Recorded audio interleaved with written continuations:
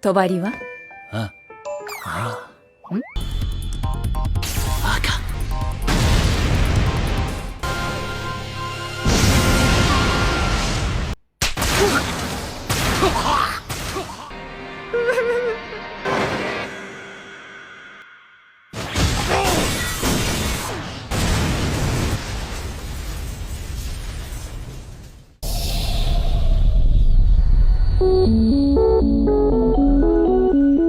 Apa kabar kalian yang sampai saat ini cuma berburu promo di Indie Cerit? Hahaha, cupu.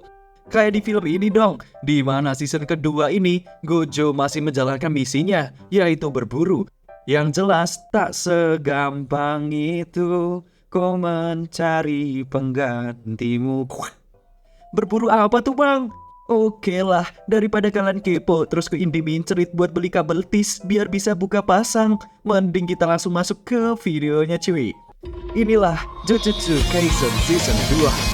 どこまでも青が澄んでいるから恋のような頬を伝う声にならない声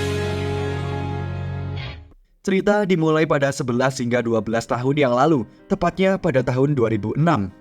Saat itu, Suguru Geto sedang ngedumel karena kutukan selalu muncul pada malam hari. Kemudian dia memasuki gang sempit dan menemukan roh kutukan. Geto lalu berkata, menyucikan, menyerapnya, menyucikan, menyerapnya. Ia lakukan itu hampir setiap hari. Ya, kita tahu bahwa kekuatan Geto adalah bisa menyerap roh kutukan yang berada di bawah levelnya. Bentuknya sih kayak telur, tapi rasanya kayak apa ya? Oke, lanjut. Kejadian masa lalu diceritakan, di mana ada sebuah kediaman milik Presdir, restoran makanan. Tapi ketika mereka bangkrut dan memiliki utang besar, tempat itu menjadi terbengkalai dan menjadi tempat yang angker. Dan karena sering dibicarakan, tempat itu selalu menjadi tempat uji nyali bagi anak SMP, SMA, mahasiswa, bahkan Mr. Tukul Trans 7. Namun apesnya setelah itu mereka menghilang dan rumor tersebut langsung menyebar dengan cepat di era internet join wifi milik tetangga. Dan kita diperlihatkan dua penyihir Jujutsu yang masih muda, yaitu Mei dan Utahime Iori, yang merupakan penyihir Jujutsu dari sekolah Kyoto. Mereka mendapatkan pekerjaan karena dikabarkan bahwa belum lama ini 3 anak SD menghilang saat pulang sekolah setelah melewati kediaman itu. Sesampainya di tempat, Utahime komet kamit di depan kediaman itu. Ternyata dia mau nyiapin tirai atau bahasa Jepangnya tobari, sebuah penghalang yang sudah ditunjukkan pada season pertama yang berfungsi menutup area dari orang lain atau orang tertentu yang ingin masuk. Tapi menurut Mei, itu tidak diperlukan karena dia tidak merasakan roh kutukan di luar, tetapi ada di dalamnya. Setiba di dalam, ruangan benar-benar sangat creepy. Utahime pun diberikan senter yang ada di tempat itu. Dan Utahime diperintahkan untuk menyelidiki ke lantai 2, sedangkan Mei ke lantai 1 saja. Kita diperlihatkan ruangan yang dibuka Utahime. Terdapat tali gantung yang kemungkinan habis dipakai bundir. 6 kursi yang terdapat tas-tas bocil, bercak darah di tembok, kursi yang kebalik, ruangan yang penuh angka, seperti bekas orang yang terkurung berhari-hari. Ih, ngeri banget, dan masih banyak lagi loh. Utahime merasa ada yang aneh di kolong kasur. Saat dicek perlahan, ternyata ada koruptor, hingga membuatnya lari ketakutan. Bahkan Utahime kaget karena Mei sudah ada di belakangnya. Dan keanehan pun dimulai, di mana menurut Mei ini adalah lantai 1, padahal Utahime berada di lantai 2. Menurut analisa Mei, dengan tanda yang ia buat sebelumnya, dia mengatakan, kita berada di dalam perut roh kutukan loh, di mana ini adalah lorong tidak berujung, karena mau sejauh manapun kita berlari atau berjalan, kita bakal kembali ke tempat yang sama. Kemudian Utahime pun mencobanya, dan benar saja, dia kembali ke tempat yang sama. Mei memberikan saran untuk berlari secepat mungkin, tapi saling berlawanan arah. Sangat mengerikan, Utahime pun berlari dengan cepat, dan akhirnya lorongnya pun runtuh, dan syukurnya mereka berhasil keluar dari tempat tersebut. Di luar sana sudah ada Gojo Satoru yang menunggu. Gojo di sini masih kelas 2 SMA Jujutsu dan Utahime merupakan penyihir Jujutsu tingkat 2. Beda ya. Sementara itu, Meme sudah tingkat 1. Pantas aja Utahime memanggilnya senpai karena Mei lebih hebat dari dirinya. Lanjut, ketika Utahime bangkit, tiba-tiba ada roh kutukan di belakangnya. Untung saja roh kutukan milik Geto menyelamatkannya. Suguru Geto juga sama, ia masih kelas 2 SMA. Bebarengan dengan kedatangan Shoko Iori yang memiliki kelas yang sama dengan Gojo. 私はね、助けなんてバトル、弱い者いじめは良くないよ。歌姫先輩。なクズども。歌姫の通ったたが崩れるぞ。 Ternyata Utahime dan Mei sudah terjebak selama 2 hari di dalam sana. Dan ia pun menanyakan di mana tabirnya kepada 3 kroco yang baru datang itu. Karena kita tahu sendiri ya, butuh penghalang karena sudah 2 hari. Bahaya kalau manusia bisa masuk. Dan setelah itu baru ketahuan bahwa yang lupa pasang adalah Gojo Satoru. Di sisi lain, Gojo mengaku dengan bangganya karena tidak memasang tabir, membuat Masami Yaga memukulnya. 帳は？補助監督を置き去りにした奴がいるな。名乗り出ろ。 先生！ Setelah itu, menurut Gojo tidak memasang tobari itu tidak apa-apa. Karena manusia biasa tidak akan bisa melihat kutukan. Tapi dibantah oleh Geto bahwa itu harus dilakukan. Karena ketenangan hati warga bisa menghentikan munculnya roh kutukan. Cekcok pun semakin panjang, di mana menurut Geto bahwa adanya Jujutsu untuk melindungi orang-orang yang tidak punya Jujutsu. Namun Gojo malah mengatakan, hahaha, kau terlalu idealis gitu, santailah. Shoko pun tahu keributan ini, hingga ia memilih kabur saja karena nggak mau kena masalah. Dan keributan mereka pun dihentikan oleh Pak Yaga yang baru datang. Yaga mengatakan bahwa mereka ada misi baru dari Tuan Tengen. Tuan Tengen telah menemukan wadah plasma bintang yang sempurna, dan tugas mereka adalah temani gadis itu, alias mengantarnya dan hapus jejaknya. Dan dijelaskanlah di sini bahwa Tuan Tengen itu memiliki teknik kutukan keabadian, tapi tidak menghentikan proses penuaan. Artinya apa, Bang Messi? Artinya wajah Tuan Tengen dan badannya tidak bisa tua. Tapi setelah usianya mencapai titik tertentu, maka teknik terkutuk itu akan mengubah tubuh Tuan Tengen, alias berevolusi menjadi makhluk yang mengerikan. Nah, kalau tidak ingin berevolusi, dia harus punya wadah baru agar tubuhnya tidak mengalami evolusi.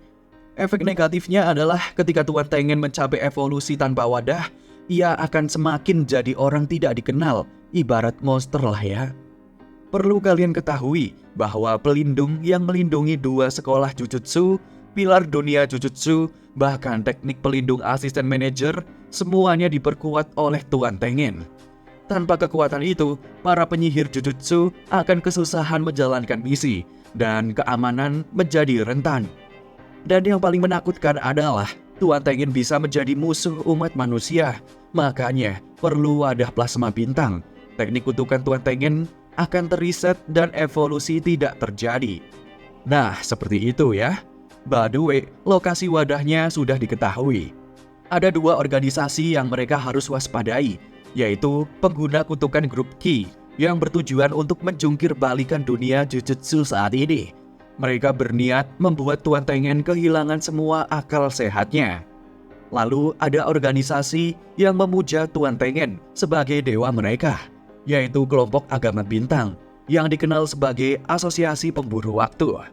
Kedua organisasi ini ingin membunuh wadah plasma bintang, dan misi ini harus selesai selama 2 hari. Karena 2 hari ke depan, wadahnya harus menyatu dengan Tuan Tengen. Lalu kenapa organisasi yang memuja Tuan Tengen malah ingin membunuh wadah plasma bintang, Bang? Dijawab simpel oleh Geto, bahwa mereka itu hanya memuja Tuan Tengen yang murni saja. Artinya, mereka tidak mau Tuan Tengen mengalami gangguan dari luar. Jadi, mereka ingin Tuan Tengen berevolusi sesuai naluri tubuhnya. Karena itulah kemurnian dari tubuh Tuan Tengen.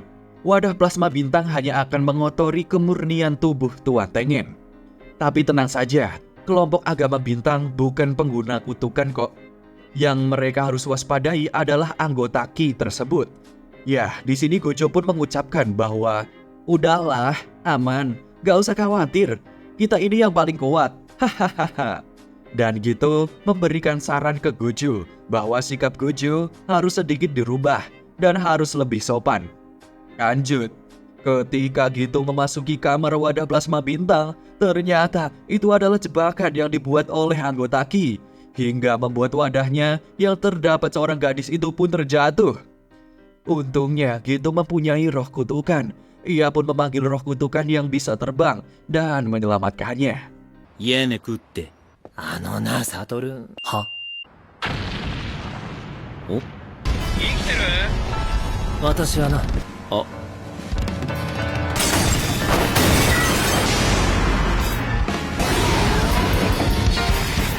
この子が星漿体 Di sisi lain, Gojo juga diserang oleh anggota Ki lainnya.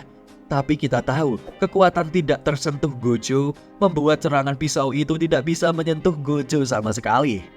Dari jauh ternyata ada kelompok agama bintang alias pemuja Tengen.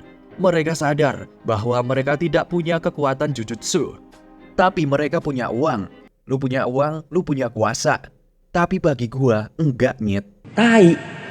Jadi mereka pun menyewa seorang Zenin untuk membunuh wadah tersebut.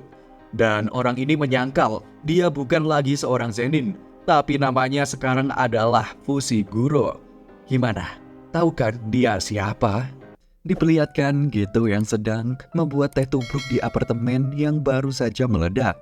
Di sana juga ada wadah plasma dan satu penjaganya, serta anggota Ki yang bernama Kokun yang saat ini sedang dibatasi pergerakannya oleh teknik kutukan dari Geto, yaitu roh kutukan yang kayak apa ya? Ia berusaha mencium targetnya hingga Kokun pun menyerah dan berjanji tidak akan mengulangi perbuatannya lagi. Tapi Geto pura-pura tidak dengar, hingga akhirnya Kokun pun marah dan mengatakan bahwa anggota Ki terkuat saat ini yang bernama Bayer ada di dekat sini. Namun dengan pedenya, Geto langsung nunjukin foto di handphone dia, yang dimana diperlihatkan Bayer sudah babak telur karena melawan Gojo. Di sisi lain, diperlihatkan Fushiguro Toji yang sedang berjudi, tapi apesnya rezeki tidak berpihak kepadanya. Lalu salah satu perantara organisasi agama bintang datang menemui Toji. Karena Toji sudah disewa untuk membunuh plasma bintang, orang itu pun menanyakan perkembangannya. Toji menjawab, jika lawannya itu klan dari Gojo, maka dari itu dia perlu mengirim orang lain untuk melemahkannya dulu, baru setelahnya dia bekerja. Dan sebelum pergi, orang itu berkata, bagaimana kabar Fushiguro Megumi? Namun sangat durhaka, si Pak Toji malah pura-pura pikun kalau punya anak. Wadah plasma bintang saat ini sedang pingsan. Gojo dan Geto mengingat perkataan Shoko soal teknik kutukan pembalik untuk menyembuhkan wadah plasma bintangnya daripada dibawa ke mantri. Singkat cerita, ketika gadis ini bangun, dia malah menampar Gojo karena mukanya seperti penipu. Bahkan menghina Geto dengan sebutan poni aneh. Dan akhirnya, gadis ini dikerjai oleh Gojo dan Geto. Hingga akhirnya pembantunya yang bernama Kuroi datang menemuinya sambil duduk di atas roh kutukan milik Geto. Wanita wadah plasma bintang ini memperkenalkan dirinya bahwa Tuan Tengen adalah aku dan aku adalah Tuan Tengen. Namun malah dikacangin, di mana Gojo malah nunjukin wallpaper HP-nya yang baru saja dia ganti. Membuat gadis ini malu banget.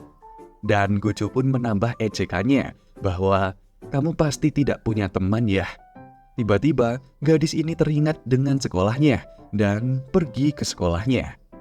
Scene berpindah ke kolam renang yang sangat jernih, di mana Gojo ditelepon untuk memanjakan plasma itu yang bernama Amanai Riko. Itu adalah perintah dari Tuan Tengen. Karena tidak lama lagi, Amanai Riko bakal kehilangan keluarga, teman, dan lain-lain setelah bergabung dengan Tuan Tengen. Dan pembantunya pun menambahkan bahwa Nona Riko telah kehilangan keluarganya saat dia masih kecil. Sejak saat itu, akulah yang merawatnya. Dan Geto pun membalas, itu artinya kaulah keluarganya, membuat wajah Kuroi memerah. Tidak lama, Geto menyadari ada penyusup yang akan ke sekolah Riko, dan mereka bergegas ke sekolahnya. Di sisi lain, Toji masih saja di tempat judi sambil makan klepon Jepang. Dia juga naruh taruhan perahu nomor 3. Dia mengobrol lewat telepon jika dia harus membunuh wadah plasma bintang. Jika dalam 47 jam belum berhasil, maka hadiahnya hangus. By the way, hadiahnya itu terbuka untuk umum ya, yang berjumlah 30.000 yen. Namun, Toji terlihat nyantai dulu, karena dia yakin tidak ada yang bisa membunuh wadah plasma bintang selama ada Gojo dan Geto di dekatnya. Setelah melihat taruhannya di nomor 3 gagal finish, dia pun pergi meninggalkan makanannya. Berpindah ke tempat sekolah Riko, yang merupakan sekolah gereja khusus perempuan. Di sana, Geto bertemu pengguna Shikigami di tengah jalan. Dia adalah salah satu pengguna kutukan yang ingin mendapatkan hadiah 30.000 yen tersebut. Dan pertarungan pun dimulai, di mana Geto langsung mengeluarkan roh kutukannya. Tapi kakek ini berpikir bahwa pengguna roh kutukan pasti lemah terhadap serangan dekat. Lantas, dia bersiap melakukan serangan kejutan. Dan benar saja, Geto langsung menyerang jarak jauh dengan mengeluarkan roh kutukan yang lebih besar. Tapi berhasil dihindari oleh sang kakek, dan dia muncul dari jendela kaca. その制服は慣れてるな。磁力の術師のものと異なる。見ないよ。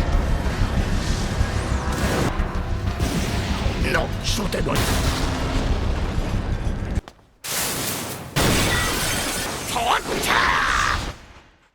Namun, kakek ini mengingat masa lalunya, di mana dia tidak dianggap oleh orang tuanya karena bisa melihat hal-hal aneh semacam roh kutukan. Tapi hanya anjingnya saja yang bernama Tatsuke yang peduli padanya selama 50 tahun ini. Ternyata, itu adalah kekuatan dari Geto yang dapat menciptakan ilusi dan memancing sang kakek menyerang dari jarak dekat. Dan GG banget, Geto tidak lemah dari jarak dekat. Ia justru jago bergelut dan mengalahkan kakek tersebut.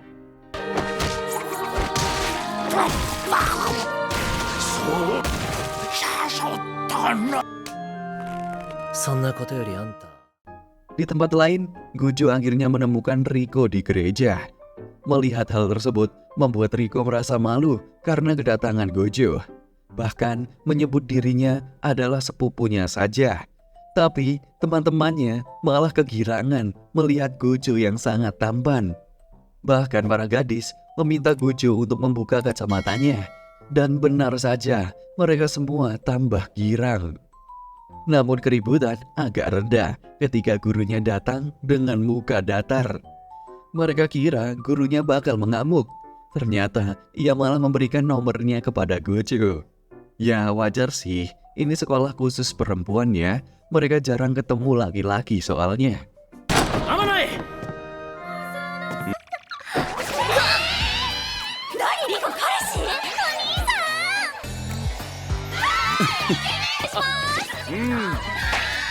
調子のない困りますよ身内と私のテレバン Tidak ingin membuang-buang waktu, Gojo langsung membawa Riko pergi karena pengguna kutukan mengincar dirinya. Di tempat lain, terdapat pengguna jujutsu yang ingin mendapatkan 30.000 yen juga. Tapi dia malah ketemu Kuroi. Cuma modal pel milik emak, dia mampu mengalahkan pengguna jujutsu tersebut. Dan kedatangan Geto cukup membantu menahan orang ini. Ternyata itu hanyalah klon dari pengguna jujutsu tersebut. Dia pun berpindah di tengah kota, dan Gojo akhirnya ketemu dengan pengguna cloning ini. Kali ini dia membelah dirinya menjadi 5, tapi Gojo dengan mudah menarik 2 klon tersebut hingga bertabrakan.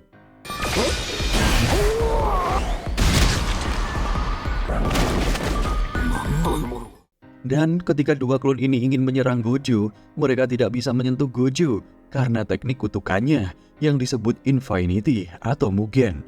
Dan akhirnya ditinju oleh Gojo. Tiba-tiba Gojo udah berpindah tempat ke dalam gedung dan merusaknya. Karena klonnya tinggal satu doang, sudah pasti dia adalah tubuh aslinya. Dan Gojo menggunakan teknik kutukan pembalik atau AK atau merah ya. Apesnya gagal, jurusnya tidak keluar. 術式反転赤失敗 Ya, kita tahu di season 1 berhasil kan ya? Mungkin karena ini flashback Gojo masih belum menguasai sepenuhnya. Dan pertarungan pun selesai. Lalu diperlihatkan Riko seperti tertidur di dalam lautan dan akhirnya dibangunkan oleh suara HP. Saat terbangun, Riko menerima pesan bahwa pengasuhnya yaitu Kuroi diculik. Ini terjadi setelah Kuroi menyuruh Geto menuju ke tempat Riko untuk melindunginya. Setelah itu, Kuroi sendirian dan akhirnya diculik, sehingga membuat Geto merasa bersalah.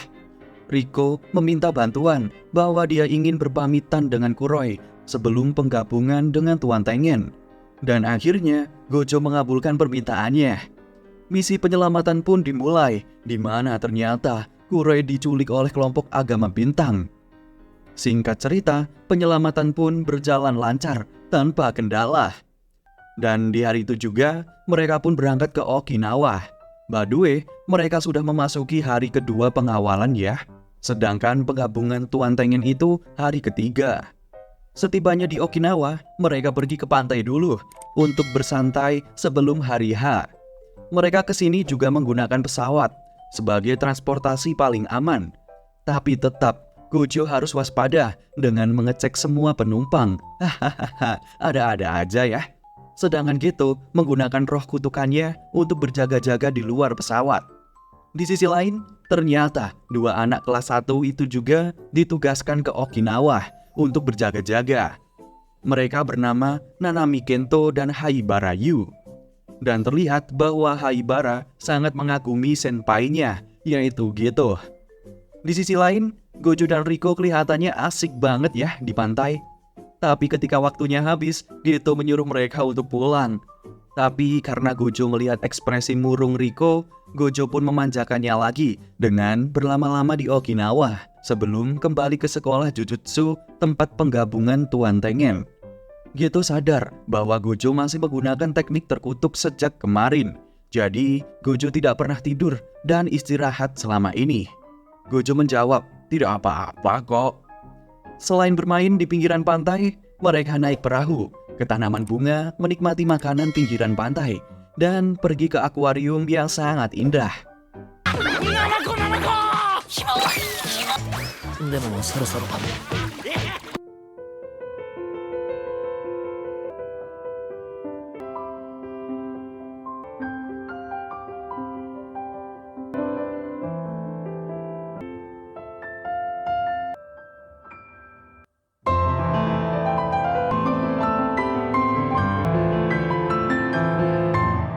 Singkat cerita, hari pun berganti.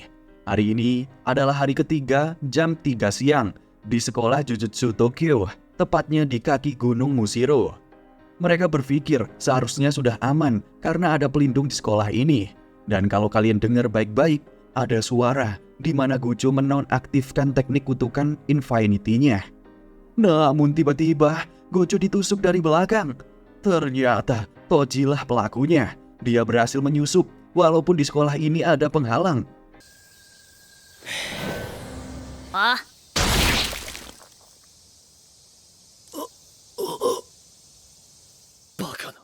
Gojo yang melihatnya pun merasa pernah melihatnya.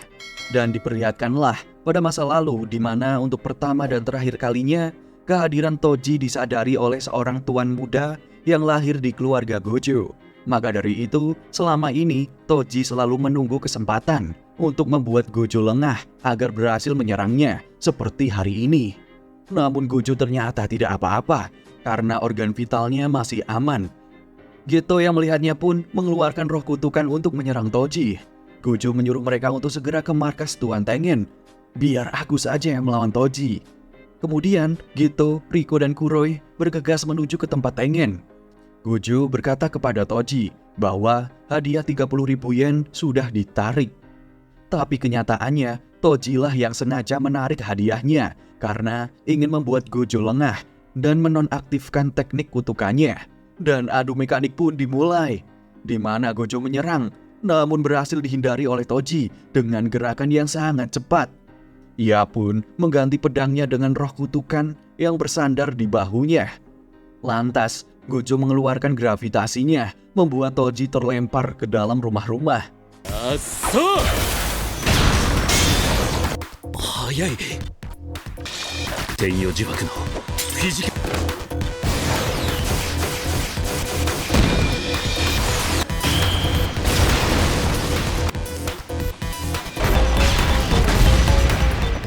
Karena Toji ini tidak punya energi kutukan, Gojo pun tidak bisa merasakan keberadaannya. Sehingga dia harus mengandalkan insting dan harus merasakan hawa roh kutukan yang ada pada Toji tersebut. Dan karena hal itulah, Gojo pun menggunakan Jujutsu skala besarnya untuk menghancurkan daerah sekitar agar pergerakan Toji terlihat. Jutsushiki Junten. Au!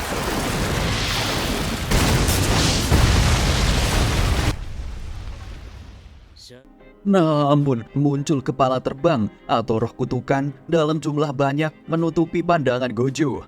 Gojo sadar pasti ini jebakan dan Toji pasti mengejar Riko. Dan ketika Gojo akan menuju ke Riko, tiba-tiba... Daga youyaku.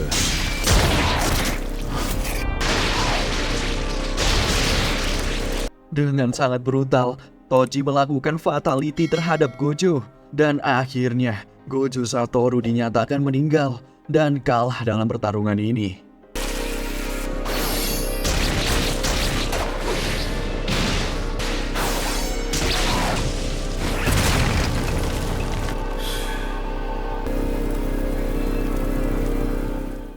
Dijelaskan bahwa pedang yang bisa menembus Infinity Gojo tersebut merupakan senjata kutukan tingkat khusus yang bernama tombak pembalik surgawi. Efeknya adalah menghilangkan semua sihir yang sedang aktif secara paksa.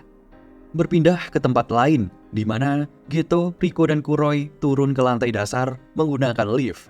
Akhirnya, Kuroi hanya bisa mengantarkan Riko sampai di sini saja, dan momen haru pun terjadi.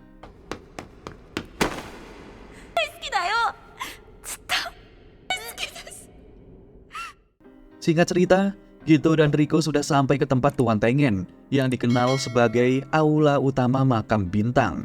Di sini ada penghalang khusus, di mana hanya yang dipersilahkan masuk saja yang dapat memasuki makam tersebut. Namun sudah sejauh ini, Geto malah berbicara bahwa Riko bisa bergabung atau pulang saja bersama Kuroi. Seketika, wajah Riko kaget mendengarnya. Ternyata, Geto dan Gojo sudah menyadari perkataan gurunya bahwa penggabungan ini adalah pelenyapan. Walaupun bahasanya belibet, namun mereka paham maksudnya. Jadi intinya, mau Riko bergabung dengan Tuan Tengen atau tidak, pasti ada masalah yang berlanjut.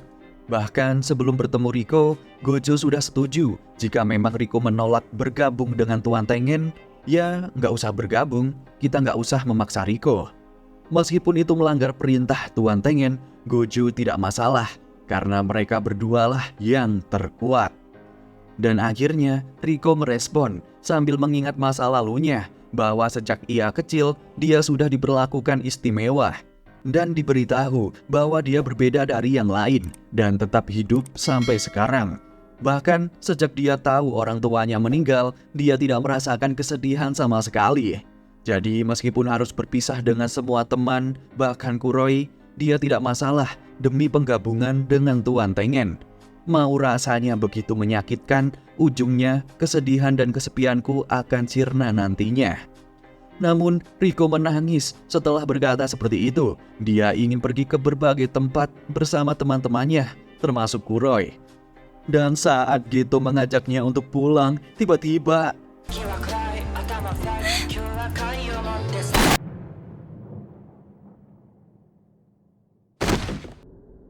Riko-chan.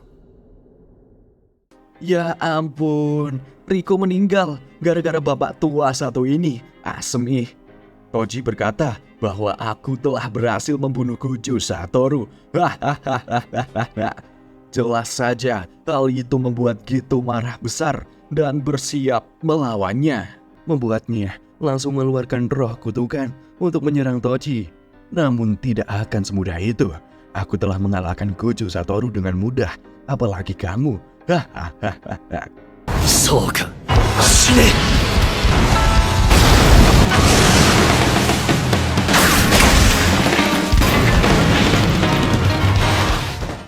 Kemudian Toji menjelaskan jika meskipun dia tidak mempunyai energi kutukan, tapi dia mempunyai roh terkutuk yang bisa menyimpan berbagai barang. Dengan hal tersebut, dia bisa membawa berbagai alat kutukan. Seperti saat menyusup ke SMA Jujutsu, Toji menyusutkan roh terkutuk tersebut. Dengan cara itu, akhirnya dia bisa menusuk Gojo tanpa disadari Gojo. Meski Toji sudah menjelaskan semuanya, namun bukan itu yang Geto ingin ketahui. Ia penasaran bagaimana cara Toji mengetahui letak pintu masuk ke tempat Tuan Tengen ini. Padahal dia sangat yakin tidak meninggalkan jejak sedikit pun. Toji menjawab bahwa manusia pasti meninggalkan jejak selain energi kutukan, yaitu jejak bau dan jejak kaki. Lewat panca inderanya yang tajam, Toji bisa melacak semua hal tersebut. Lalu nasib Kuroi bagaimana? Toji menjawab, mungkin saja dia sudah mati, karena pada dasarnya Toji tidak begitu peduli. Tanpa menunggu waktu lama, Geto langsung menyerang Toji kembali dengan roh terkutuknya. Namun tidak semudah itu, Deits. Toji mampu mematahkan serangan Geto. Shine!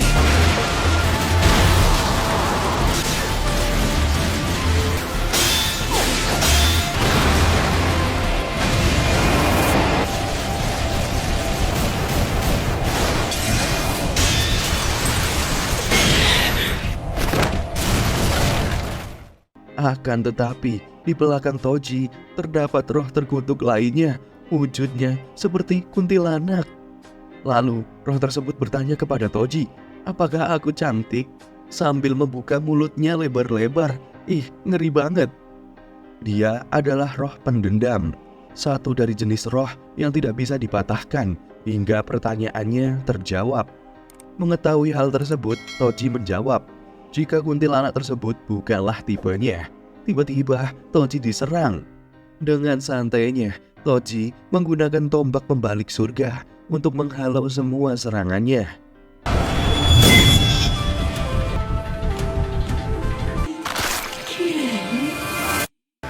お互いに不可侵を強制する簡易領域か。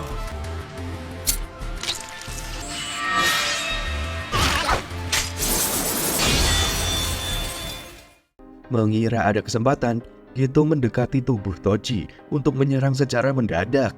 Namun Geto tidak tahu bahwa melawan Toji dalam jarak dekat sama saja setor nyawa secara cuma-cuma.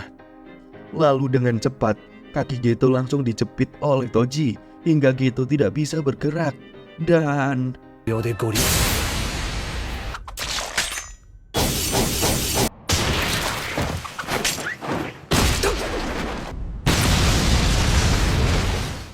Geto langsung ditebas oleh Toji secara membabi haram, sama seperti dia menghabisi Gojo. Kali ini tubuh Geto sudah tergeletak dan tidak mampu berdiri lagi, sehingga sudah jelas pemenang pertarungan ini adalah Toji Fushiguro. Jelas ini adalah kekalahan besar bagi para pengguna Jujutsu, karena dengan semua kekuatan yang mereka miliki, namun bisa-bisanya mereka kalah dengan orang yang tidak mempunyai energi kutukan seperti Toji Fushiguro. Kemudian Toji membawa mayat Riko, sang wadah plasma bintang, ke hadapan seorang wakil dari Asosiasi Wadah Waktu. Setelah mengecek keaslian tubuh yang dibawa Toji, laki-laki bernama Sonoda Shigeru tersebut memberikan sejumlah uang sesuai dengan perjanjian yang mereka buat.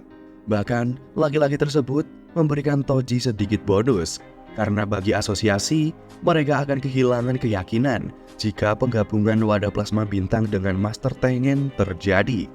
Meskipun jika nanti Master Tengen mengamuk dan membuat para manusia musnah, para pemuja Tuan Tengen tersebut tidak mempunyai penyesalan sama sekali karena dia yakin itulah yang terbaik.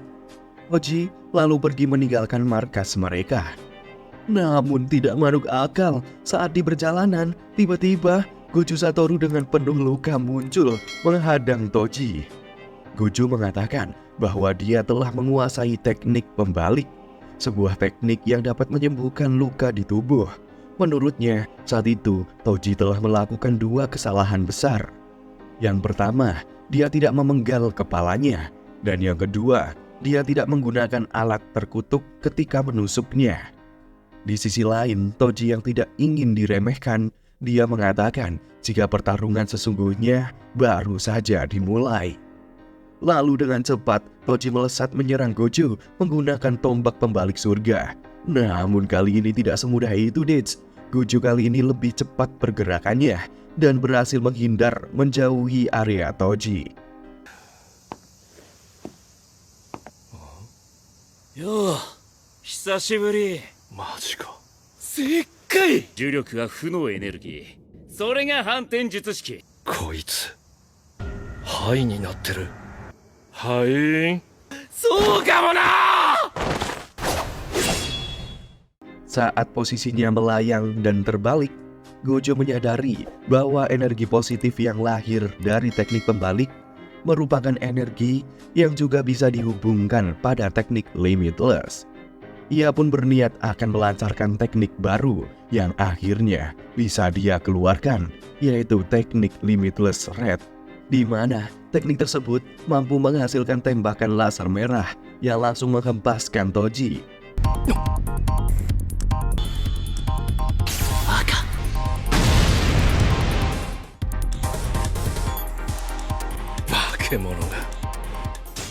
Meskipun serangan kuat tersebut sudah mampu mengenainya, teknik tersebut belum dapat membuat Toji terbunuh.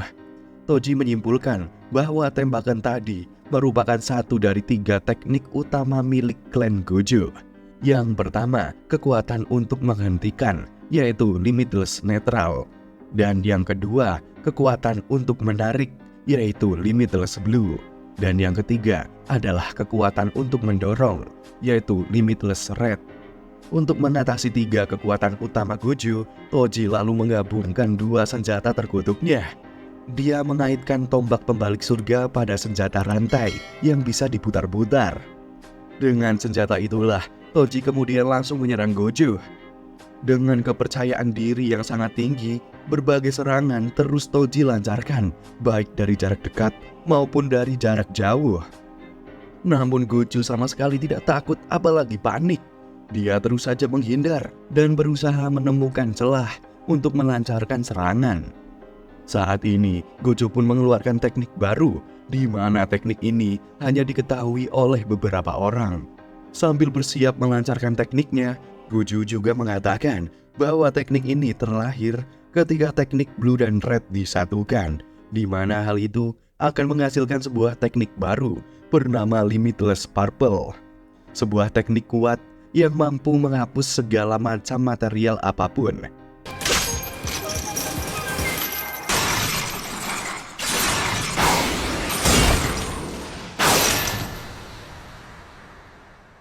Gomen, Amanai.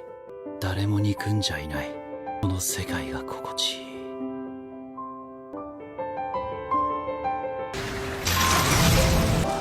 術式の情報が漏れやすいこと。反転、それぞれの挙式、紫。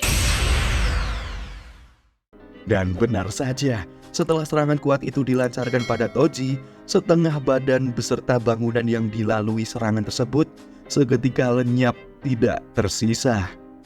Hal itu pun membuat Toji, sang pembunuh penyihir ternama, harus kalah di hadapan sebuah kekuatan yang baru terlahir. Di ujung kematiannya, Toji merasa bahwa hidupnya memang telah kalah sejak mengganti dan mengubah identitasnya. Bukan semata-mata karena dia membenci klan Zenin, bukan juga karena dia membenci para penyihir, tapi karena dia telah lari dari kenyataan bahwa dirinya memang tidak memiliki energi kutukan. Selain itu, Toji juga teringat pada anaknya yang saat ini masih bayi. Jauh di dalam lubuk hatinya, dia menunjukkan kekhawatiran pada masa depan anaknya yang bernama Megumi. Maka dari itu, ketika di akhir hayatnya, Gojo menanyakan tentang kata-kata terakhir. Toji seolah ingin menitipkan anaknya, sehingga Toji memberitahukan Gojo bahwa dalam 2 atau 3 tahun ke depan, anaknya akan dijual ke klan Zenin. Selanjutnya, scene dibuka pada tahun 2007 atau 1 tahun setelah insiden kematian Toji. Diperlihatkan Gojo, Geto, dan Shoko sedang melakukan tes pada Gojo. Di sini, kekuatan Gojo yaitu Mugen atau Infinity sudah bisa diaktifkan secara otomatis dan memilih objeknya secara otomatis juga. Contohnya, seperti pensil akan tertahan, sedangkan penghapus tidak. Tapi di sisi lain, Geto terlihat kurang tidur dan kurusan. Bukan karena kurang makan juga, tapi dia sering mikir aneh-aneh tentang prinsip hidupnya. Sejak hari itu, Geto selalu menyalahkan dirinya sendiri akibat apa yang dia lihat hari itu. Bahkan prinsipnya untuk melindungi non-Jujutsu mulai goyah dan bilang, dasar kerasialan. 行くよー。ああ、いい。赤と青。任務もすべて一人でこなす。サルメ。 Scene berganti, di mana Geto duduk sendirian di sekolah dan didatangi oleh juniornya, yaitu Haibara. Karena Haibara besok mau menjalani misi keluar kota, Geto meminta dibawakan oleh-oleh. Geto meminta dibawakan manisan saja, karena Gojo menyukai makanan manis. Tidak lama setelah itu, datang seorang wanita asing yang menanyakan pada Geto, tipe wanita apa yang kamu sukai? Haibara bilang, tenang saja, dia bukan orang jahat. Kayaknya Haibara kenal ya sama wanita itu. Dan dia memutuskan untuk meninggalkan mereka berdua. Dan diketahui bahwa dia adalah penyihir tingkat khusus yang bernama Tsukumo Yuki. Geto mengatakan jika penyihir tingkat khusus tidak berguna, yang tidak pernah ikut dalam misi, dan menjadi pengangguran di luar negeri.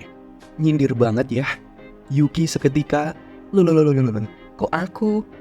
Dia menjelaskan kalau memang dia bertentangan dengan sekolah Jujutsu, karena dia lebih suka langsung ke akar masalahnya. Maksudnya adalah dia tidak ingin memburu roh kutukan, tapi ingin menciptakan dunia baru tanpa adanya roh kutukan. Caranya ada 2. Yang pertama adalah menghapus semua energi kutukan manusia. Dan kedua, membuat manusia bisa mengendalikan energi kutukan. Dan cara yang pertama adalah ide yang bagus, dan sudah ada contohnya, yaitu Zenin Toji atau Fushiguro Toji. Meskipun Toji tidak memiliki energi kutukan, tapi dia bisa merasakan energi kutukan dengan panca inderanya. Dulu sempat Yuji ingin mempelajari Toji, namun sayangnya dia ditolak. Yuki juga menyimpulkan cara kedua, jika semua manusia menjadi penyihir Jujutsu, maka roh kutukan bisa dikendalikan. Bahkan roh kutukan tidak akan terlahir. Namun Geto malah mengatakan, kenapa kita tidak membantai semua para non-Jujutsu? Merepotkan saja. Bukannya ditegur argumen Geto, si Yuki malah mengiyakan kalau itu juga bisa dilakukan, karena itu adalah salah satu cara paling mudah untuk dilakukan. Dan Yuki mengatakan, emang boleh sebenci itu pada pengguna non-Jujutsu Ditch? Di sini, Geto mulai senyum sedikit dan menjawab bahwa aku tidak tahu. Aku ngerasa kalau kita Jujutsu ada untuk melindungi non-Jujutsu. Namun belakangan ini aku mulai goyah. Sehingga dia tidak bisa membedakan lagi mana yang benar dan mana yang salah. Dan Yuki membalas, tidak ada yang benar. Ini adalah pemikiran kamu yang merendahkan non-Jujutsu. Yuki mengatakan, Geto bebas mau memilih jadi apa. Tetap teguh dengan idealismenya selama ini, atau ambil jalan baru yang dia pikirkan barusan. Duh. Yuki bukannya memberi pilihan yang bagus, malah kayak ngebiarin Geto jadi orang jahat ya. Emang susah dimengerti ya kalau cewek. Kayak mantan-mantan Mimin. Lanjut. Singkat cerita, Yuki pamit pulang. Widih, naks ngabers nih. Yuki meminta maaf karena dia tidak sempat ketemu dengan Gojo. Dan menjelaskan kalau gitu tidak perlu khawatir tentang Tuan Tengen. karena dia sudah menemukan pengganti wadah plasma bintang yang baru. Scene pun berganti, di mana Nanami dan Haibara awalnya diberi misi untuk menyucikan roh kutukan tingkat 2. Tapi nyatanya itu adalah roh kutukan yang merupakan dewa di wilayah itu, alias roh kutukan tingkat 1. Terlihat Nanami sudah stres dan Haibara temannya meninggal dunia akibat misi tersebut. Gitu yang melihatnya pun mulai mikir-mikir lagi nih. Dia jadi sering melihat tumpukan mayat-mayat temannya. Dan di hari itu pun Geto diberikan misi di sebuah desa. Dia menemukan 2 anak gadis yang dikurung oleh manusia. Ya, gadis ini meresahkan warga desa tersebut karena mereka adalah pengguna jujutsu yang menjadi penyebab kasus berantai sebelumnya. Namun, kejadian tidak manuk akal terjadi. Geto malah membantai seluruh penduduk desa tersebut yang berjumlah 112 orang. Dan inilah awal mula pakaian jujutsu Geto copot, lebih tepatnya kancingnya. Dan dia ditetapkan sebagai buronan dan akan dihukum mati atas perbuatannya yang membantai warga sipil. この2人が一連の事件の原因でしょう。2人は頭がおかしい。不思議な力で。黙ってなさい、バカ者め。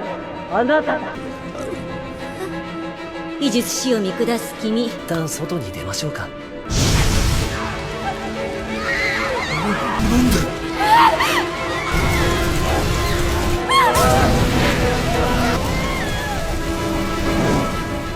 Bahkan menurut Pak Yaga, Geto juga membunuh kedua orang tuanya sendiri dan meninggalkan desanya.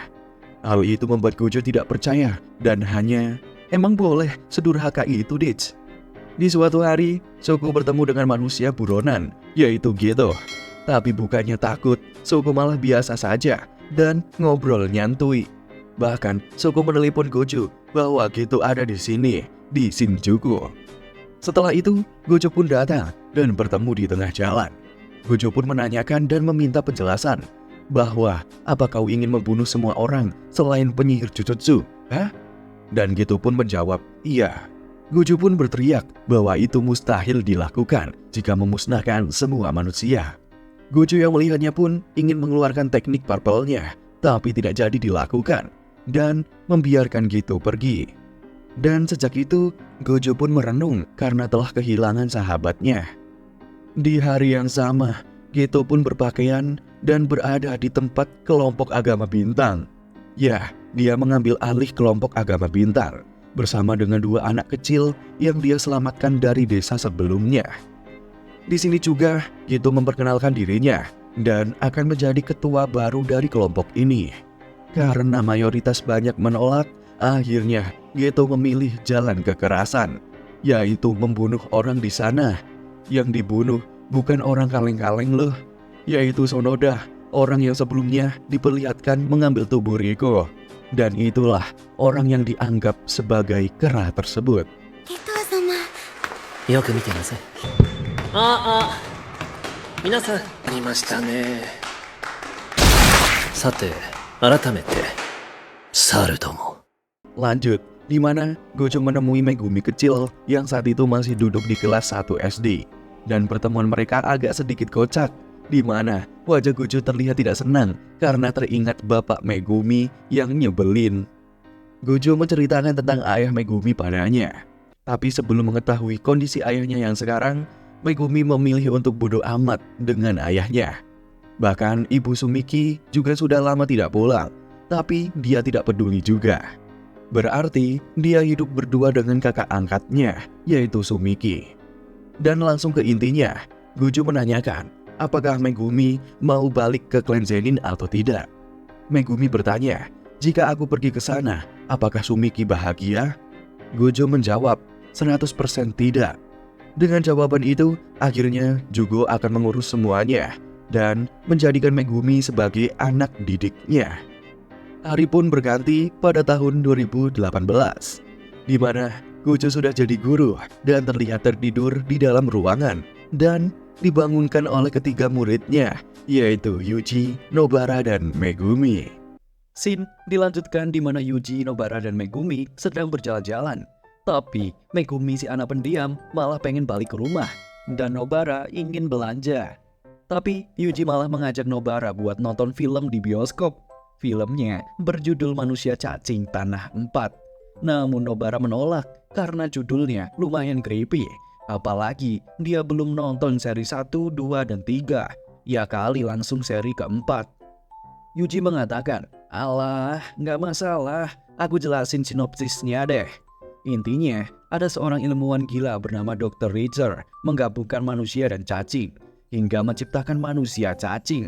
Dan ketika seorang mahasiswa pecinta lingkungan datang ke rumah manusia cacing tersebut, salah satu mahasiswi bertemu dengan manusia cacing. Dan di luar BMKG, mereka malah jatuh cinta. Tapi suatu malam, teman-teman mahasiswi ini menemukan fakta bahwa orang tersebut adalah monster. Lalu tanpa babi bu, mereka langsung membunuhnya. Alhasil anak-anak cacing itu pun yang jumlahnya cukup banyak mengerumuni mereka dan tamat. Tetap saja, karena terlalu tak manuk nurul seperti Senitrin Indisiir, Nobara pun tetap menolak. Hingga akhirnya Nobara mau lanjut belajar lagi dan Yuji terpaksa nonton sendirian. Berpindah ke sekolah Jujutsu Kyoto. By the way, ini lanjutan dari season 1-nya juga, di mana Aoi Todo dan Meimei menyarankan Zenin Maki, Panda, Nobara, Megumi, dan Yuji untuk direkomendasikan menjadi penyihir Jujutsu 31. Baru rekomendasi ya, belum resmi jadi naik pangkat, karena mereka harus menjalani misi dulu, yang tingkatannya sama atau lebih tinggi dari tingkat 1. Jika mereka berhasil menyelesaikan misi tersebut, mereka bisa menjadi penyihir Jujutsu tingkat 1. Di sini, Aoi Todo dan Meimei sedang melakukan pertandingan tenis meja sambil ngobrol tentang siswa yang baru saja mereka rekomendasikan tadi. Intinya, Aoi Todo itu sangat best friend ketika nanti Yuji jadi penyihir tingkat 1. Dia ingin sekali menjalani misi bersama Yuji. Tapi ekspektasi besar Aoi Todo harus pupus karena Meimei mengatakan bahwa yang merekomendasikan tidak bisa menemani mereka dalam misi. Kecuali kalau bukan mereka yang merekomendasikan, pasti Todo dan Yuji bisa bersama. Di tempat lain, Yuji dipantau oleh seorang wanita dari jauh. Dan saat Nobara berjalan, dia didekati wanita tersebut. Tinggi ya wanita ini, sampai-sampai Nobara bengong melihatnya. Karena mereka lapar, mereka pun pergi ke warung Pak Asep. Di sana dijelaskan bahwa dia adalah teman Yuji dan ditunjukkan foto saat SMP di hari kelulusan. Dan perubahannya sangat signifikan, di mana tingginya bertambah 15 cm, bahkan sekarang menjadi body goals. Dan dia juga berfoto bersama Yuji di hari kelulusan. Dia menjelaskan bahwa saat melihat Yuji sebelumnya, dia pengen minta nomor teleponnya karena mulai hari ini dia akan pindah ke Tokyo. Nobara pun dengan gercep mencoba memanggil Megumi yang lebih kenal Yuji. Gadis yang bernama Yuko Ozawa ini pun bertanya, apakah Nobara juga menyukai Yuji? Nobara pun menjawab, "Idih, enggak lah ya. Sampai DPR dibubarin pun aku tetap enggak suka Yuji."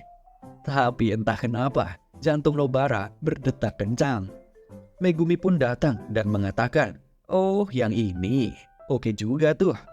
Megumi pun menjelaskan bahwa Yuji tidak memiliki pacar saat ini, karena di kamarnya pun Yuji memasang poster gadis lain. Dan menjawab pertanyaan Yuko, tipe gadis Yuji adalah cewek tinggi. Hal itu pun membuat Yuko memiliki kesempatan.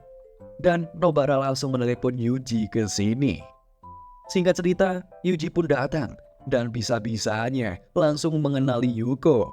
Padahal tampilannya sekarang berbeda banget sama yang dulu. Hal ini membuat Nobara dan Megumi memberikan nilai 10 karena Yuji langsung mengenali temannya itu. Flashback ke masa lalu, di mana Yuji ketika masih SMP, saat itu Yuji ditanya, siapa cewek di kelas yang kamu suka? Dan Yuji menjawab, tidak ada. Tapi jika harus memilih, aku akan memilih Yuko Ozawa. Walaupun dia gendut, tapi cara makan dan tulisannya itu bagus banget. Yuko yang mendengarnya pun terlihat salting. Lalu dia pergi meninggalkan mereka. Kembali ke masa sekarang, ketika diantar pulang oleh Yuji, Yuko tidak berani mengungkapkan perasaannya. Akhir pertemuan pun ditutup, di mana mereka bertiga akhirnya pulang bersama setelah jalan-jalan 1 hari penuh. Namun tetap saja, Yuji pengen nonton film cacing creepy itu. Berpindah ke tempat lain, di mana Utahime mengingatkan perkataan Gojo tentang pengkhianat yang bekerja sama dengan roh kutukan. Lalu dia memanggil Yuji, Nobara, dan Megumi. Ada dua yang dicurigai sebagai pengkhianat. Yang pertama adalah pejabat tinggi yang lebih tinggi dari kepala sekolah. Yang kedua berasal dari kalangan siswa yang memberikan informasi ini kepada para petinggi. Tiba-tiba scene berpindah ke tempat lain, di mana Miwa mencari Mekamaru yang ternyata sedang tertidur. 本当に寝た。メカ丸本人ってどこにいるんだろう。 Tiba-tiba pindah lagi, di mana orang paling dicurigai pertama adalah Mekamaru. Dan mereka menerapkan sistem eliminasi. Maksudnya adalah dari semua siswa SMK Kyoto, siswa yang dicurigai pertama adalah Mekamaru.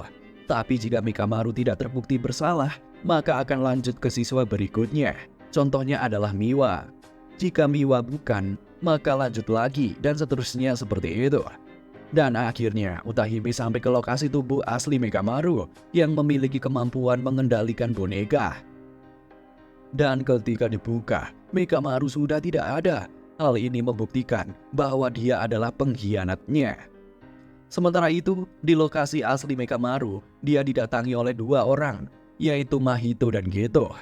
Ternyata mereka sudah menjalin kontrak atau sumpah pengikat. Sebagai bayaran atas informasi dari Mekamaru, tubuh Mekamaru akan diubah oleh kemampuan Mahito. Ya, mungkin karena tubuhnya sakit-sakitan kali ya, makanya perlu perubahan. Mui tempen.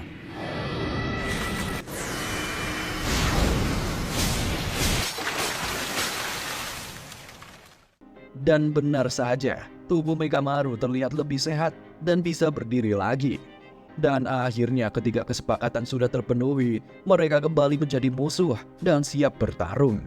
Pertarungan pun dimulai, di mana Mahito dengan mudah mengalahkan boneka Mekamaru.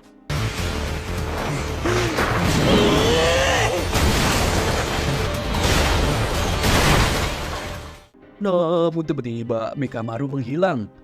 Ternyiti, dia ada di bawah Mahito yang membuatnya terlempar sampai di atas bendungan. Dan keluarlah sesuatu di balik bendungan itu, yaitu robot super besar yang bernama Ultimate Mekamaru Mode Armor Absolute Prototype Number 0. Mahito yang melihatnya pun sadar bahwa Mekamaru pasti ada di kepala robot itu. Dan benar saja dugaan Mahito. Di sini dia mencoba menghubungi Gojo Satoru untuk memberikan informasi rencana ke Shibuya. Namun apesnya, komunikasinya terputus akibat penghalang yang diciptakan oleh Geto. Dan targetnya sekarang adalah mensucikan Mahito agar bisa mengalahkan Geto berikutnya. Tapi tiba-tiba ada sosok yang terbayang di pikirannya, yaitu Miwa. Mungkin gadis yang disukai Mekamaru. Dan akhirnya dia pun menembakkan laser dari kekuatan jujutsunya untuk menghabisi Mahito. Muta menembakkan ledakan energi terkutuk selama 1 tahun yang disimpannya. Tapi itu masih belum cukup dan membuat Mahito bisa lolos dari serangan tersebut dengan mengubah bentuk tubuhnya, terutama bagian kakinya yang dirubah menjadi kaki binatang yang bisa bergerak cepat.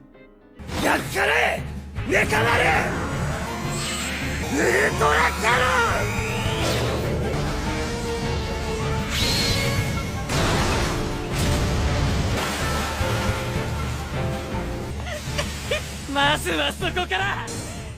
Muta pun terus saja menyerang Mahito dengan robot besarnya. Namun tidak semudah itu, karena Mahito benar-benar cepat pergerakannya.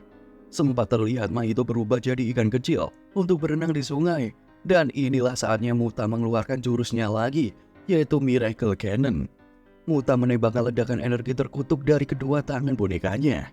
Teknik ini menghabiskan energi terkutuk selama 2 tahun yang disimpannya. Muta menembakkan serangannya ke arah sungai, namun masih bisa dihindari hingga akhirnya Mahito keluar dan memperbesar tangannya dan memukul robot besar Muta. Muta pun memakai tekniknya lagi, yaitu pengisian teknik domain sederhana. Muta menemukan 4 tabung yang berisi teknik tertutup domain sederhana. Satu-satunya cara agar domainnya berfungsi, tabung dimasukkan ke dalam panel dan diaktifkan dengan teknik charge. Dari sana, Mekamaru dapat menggeser jarinya menjadi spike atau laras tembak yang dapat menyuntikkan efek simbol domain ke target yang diinginkannya. Intinya, di dalam tabung tersebut berisikan teknik terkutuk mematikan untuk menghancurkan jiwa Mahito. dan hanya 4 yang dia punya, alias 4 kali tembak. Tembakan pertama berhasil mengenai Mahito. Awalnya, Mahito mengira itu tidak berfungsi, namun tiba-tiba meledak dan menghancurkan lengannya. Dia juga mencoba menendangnya.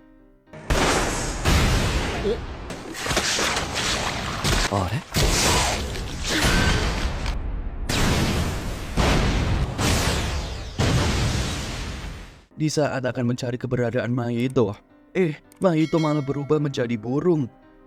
Di sisi lain, Gito tersenyum dan mengetahui bahwa kemampuan dari Kokichi Muta dapat menyusahkan Mahito. Bahkan kekuatannya sudah seperti roh kutukan tingkat khusus. Muta pun melanjutkan serangannya yang bernama Pigion Viola. Muta menciptakan 5 bola yang terbuat dari energi terkutuk dan meledak saat dilepaskan. Ledakannya mengikuti sasaran hingga bersentuhan dengan sesuatu. Teknik ini menghabiskan energi terkutuk selama 5 tahun yang disimpan oleh Muta. Tapi Mahito benar-benar cerdik. Sambil menghindarinya, dia berubah bentuk lagi, mulai dari serigala, tikus, bahkan gorila atau monyet, demi menghindari serangan itu. Dan akhirnya karena bola itu terus mengikuti, dia mengarah ke Muta dan berlari ke arah wajahnya, dan berusaha menyerangnya dengan mengubah bentuk tangannya menjadi besi, hingga membuat rambut robot tersebut terputus, dan serangan bola tersebut meledak di sekeliling Muta. Tapi robot Muta tidak menyerah, dan berhasil melancarkan serangan pada Mahito hingga terpental.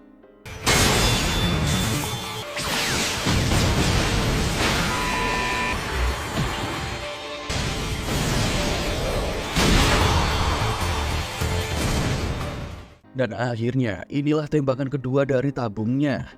Namun di sini Mahito langsung membuka perluasan domainnya atau domain expansion yang membuat robot Muta terperangkap di dalamnya dan tidak bisa bergerak.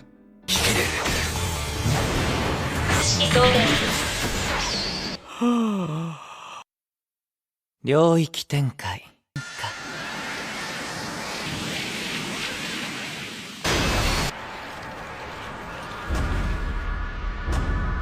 はい、おしまい。無意転変。Akan tetapi, Muta pura-pura tertidur atau kalah, dan tabungnya tinggal 2 stok. Muta menjelaskan kalau di zaman Kaiyan, yaitu zaman keemasan, teknik kutukan Sadatsuna Asia menemukan cara untuk melindungi murid dari teknik kutukan, termasuk teknik domain expansion ini. Dan hal itulah yang membuat Muta masih hidup meski Mahito menggunakan domainnya. Dan benar saja, Muta berhasil menyerang Mahito yang sedang lengah.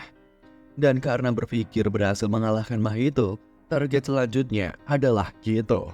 Dan berusaha mengeluarkan tembakannya lagi, sambil memikirkan wanita yang disukainya, yaitu Miwa. Namun di luar BMKG, Mahito masih hidup dan berhasil menyerang robotnya. Akan tetapi, Muta juga masih punya 1 tabung yang akan ia gunakan pada Mahito.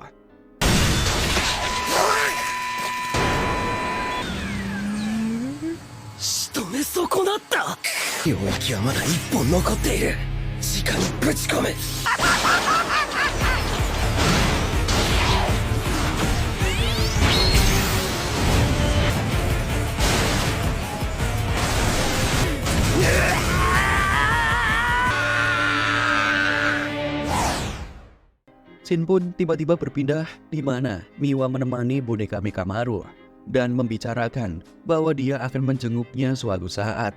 Tapi apesnya, Miwa saat ini tidak tahu apa yang sudah terjadi.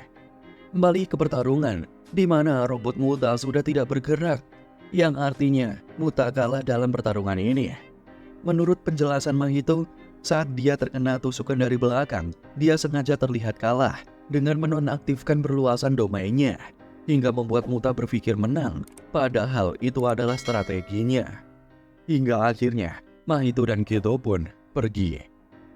Dijelaskan jika hari ini adalah tanggal 31 Oktober, yang berarti malam Halloween, dan acara itu diselenggarakan juga di kota Shibuya. Hari itu, tabir atau penghalang diturunkan, yang berradius 400 meter, dan tentu saja jalanan Shibuya ramai dengan cosplay. Ketika tabir itu diturunkan, beberapa orang tidak bisa melewati tabir tersebut atau keluar dari area tersebut. Di sisi lain, beberapa manusia yang ada di sekitar stasiun tersedot ke dalam stasiun Shibuya. Lalu di sekitar Shibuya, 3 penyihir Jujutsu, yaitu Nanami, Megumi, dan Ino, mereka bertemu dengan Kiyotaka Ichichi, salah satu manajer di sekolah penyihir Tokyo. Dia menjelaskan bahwa orang biasa tidak bisa keluar, tapi manajer dan penyihir Jujutsu bisa keluar masuk ke dalam tabir atau penghalang tersebut. Tapi ketika masuk tabir, sinyal itu diblokir.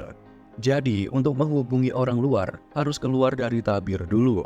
Di sisi lain, ada satu manajer lagi yaitu Akarinita yang memperingati 3 orang juga, yaitu Maki, Nobara, dan kakek yang bernama Naobito. Di sini dijelaskan, jika para manusia di dalam tabir selalu mengatakan, "Bawa Gojo Satoru ke sini, bawa Gojo Satoru ke sini." Yang pasti menurut kakek ini, orang biasa tidak akan mengenali Gojo Satoru. Jadi, pasti ada dalang di baliknya. Maki sempat ingin masuk dan membantu, tapi mereka diminta untuk siaga saat ini. Di sisi lain, ada juga Atsuya Kusakabe bersama Panda. Menurut pemikiran Atsuya, pasti pelakunya adalah orang yang menyerang saat turnamen antar sekolah dulu. Nah, kalau kalian ingat sebelumnya, Utahime sudah mengatakan bahwa ada 2 pengkhianat yang bekerja sama dengan Geto, yaitu atasannya atau murid. Saat ini, yang sudah terungkap yaitu Kokichi Mota, yang artinya satu atasan inilah yang menjadi pengkhianat yang meminta Gojo Satoru datang ke dalam tabir Shibuya. Untuk apa? Ya, itulah jeniusnya rencana dari Geto. Nanti kita tahu sendiri tujuan Geto itu apa. Dan menurut informasi, mereka hanya menunggu Gojo menghabisi semua roh kutukan di dalam tabir. Sedangkan mereka di luar akan menghabisi yang terlihat kabur. Tapi Panda sepertinya kurang setuju. Dia ingin masuk membantu warga sipil. Tapi ya mau bagaimana lagi, kondisi di dalam kayaknya aman-aman saja. Mereka hanya terlihat kehilangan sinyal saja. Lalu di dalam tabir, beberapa orang sudah panik karena tidak bisa keluar. Dan mereka terus meneriakkan nama Gojo Satoru agar mereka bisa keluar. Namun tiba-tiba, Gojo Satoru akhirnya datang di tengah mereka. Scene kemudian diperlihatkan Yuji yang sedang ditanyai tentang Gojo Satoru itu, orang yang seperti apa. Lantas Yuji pun menjawab, "Kalau tidak ada Gojo, mungkin aku sudah dieksekusi." Megumi juga mengatakan, "Gojo Satoru adalah penyelamatku." Nobara juga mengatakan, "Sebenarnya, aku tidak terlalu mengenal Gojo Satoru." Maki dan Panda menjawab, "Gojo itu tolol, iya tolol." バカ バカだな。 鮭 Nanami menjawab, "Gojo itu orang yang sembrono, suka bertindak semaunya." Kemudian Yuji mengatakan, "Tapi Gojo adalah orang yang terkuat." Shin kemudian memperlihatkan Gojo yang mengatakan kepada Hanami, "Hei makhluk burik, ini ketiga kalinya kita bertemu ya, dan aku akan membunuhmu terlebih dahulu." Dengan cepat Gojo langsung menghampiri mereka berdua. Namun di luar dugaan, Gojo menonaktifkan teknik Infinity-nya hingga membuat Jugo terkejut karena dirinya bisa disentuh. Lalu dengan barbarnya, Gojo mematahkan salah satu tangan Jugo, serta terlihat menendang Hanami dan Jugo hingga terpental cukup jauh. せーの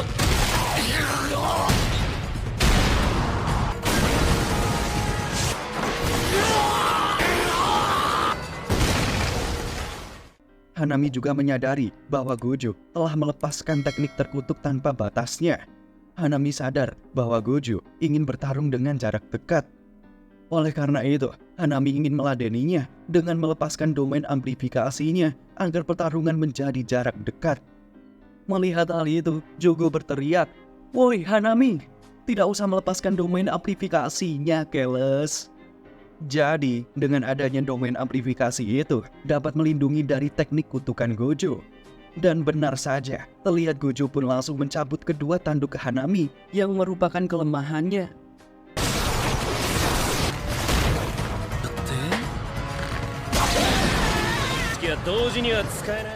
Jugo pun lantas menyadari bahwa alasan kenapa dirinya masih aman, ya karena domain amplifikasinya telah melindungi dirinya selama ini. Di waktu yang sama, Gojo diserang Choso dari belakang. Tapi untung saja, masih bisa dihalang oleh teknik Infinity Gojo. Gojo yang melihat Choso lantas menyadari bahwa dia bukanlah roh terkutuk, melainkan lukisan roh kematian yang menggunakan tubuh manusia. Jadi, Choso tidak terlalu penting dan akan mengurusnya nanti saja. Kali ini, Hanami dan Jogo kembali mengaktifkan domain amplifikasi untuk menyerang Infinity Gojo. Tetapi Gojo pun mengatakan kepada mereka, semakin lama kalian menggunakan amplifikasi, semakin habis juga tenaga kalian. Dengan cepat Gojo mendekati Hanami dan berhasil menggepreknya hingga tidak husnul khotimah.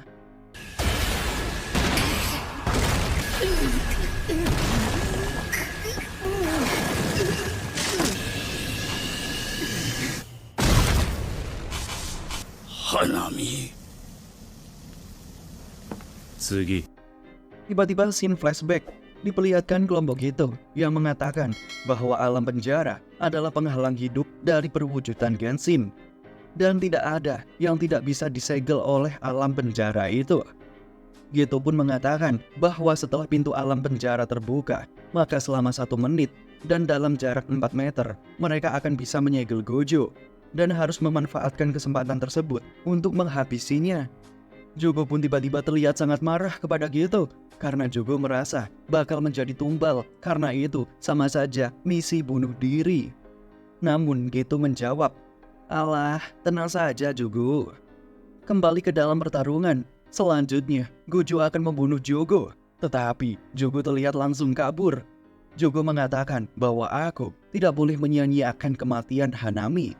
Lantas dia pun mempunyai ide untuk membawa kerumunan manusia dan bersiap untuk lari. Choso pun lantas terlihat membantu Jogo dan menyerang Gojo dengan teknik manipulasi darahnya. Tetapi masih saja, dengan mudah Gojo menahan serangan itu dengan infinity-nya. Di dalam hati Gojo, dia meminta maaf karena tidak bisa menolong semua orang. Akan tetapi, dia berjanji akan membasmi Jogo dan Choso. Di sisi lain, terlihat Geto yang menyadari bahwa belum saatnya dia untuk menyegel Gojo, karena sepertinya Gojo masih terlalu kuat. Di sisi lain, terlihat Yuji yang sedang menanyakan tentang kondisi wanita itu. Dengan wajah datar, wanita itu pun mengatakan bahwa semuanya telah berubah menjadi monster, yang naik kereta hanya aku. Dan tiba-tiba, dia pun terlihat langsung berubah menjadi monster. Dan sesuai perkiraan Yuji, itu adalah ulah dari Mahito. Tidak lama setelah itu, sebuah kereta datang, serta terlihat salah satu orang yang akan menaikinya. Akan tetapi, dia dibuat merinding, karena melihat ada banyak monster di dalamnya. Dan terlihat monster itu pun yang langsung menyerang mereka.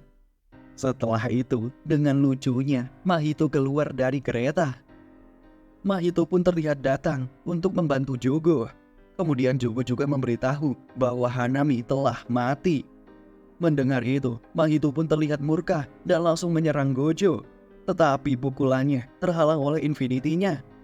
Gojo juga menyadari bahwa Mahito adalah orang yang dibicarakan oleh Nanami dan Yuji sebelumnya. Sementara itu, Mahito dan Choso mengeluarkan teknik terkutuknya. Hal itu membuat area di sana menjadi sangat mengerikan, di mana semua orang terbelah, bahkan hancur.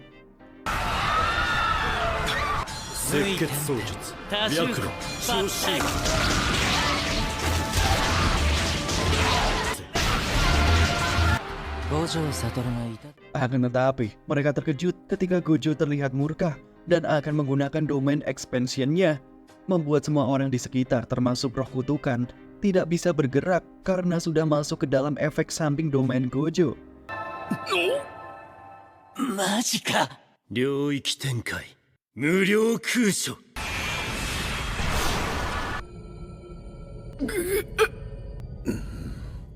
Dijelaskan bahwa domain ini hanya bertahan dalam waktu 0,2 detik. Dan terlihat Gojo pun langsung bergerak sangat cepat. Dia memanfaatkan waktu 0,2 detik itu untuk membunuh para manusia yang sudah berubah bentuk. Jumlahnya hampir 1000 manusia loh. Dan singkat cerita, Gojo berhasil membasmi mereka semua dalam 299 detik alias 5 menit. 一か八か0.2秒の量であろう無料空所の名に改造人間を含めた非術に残らず社会復帰を果たす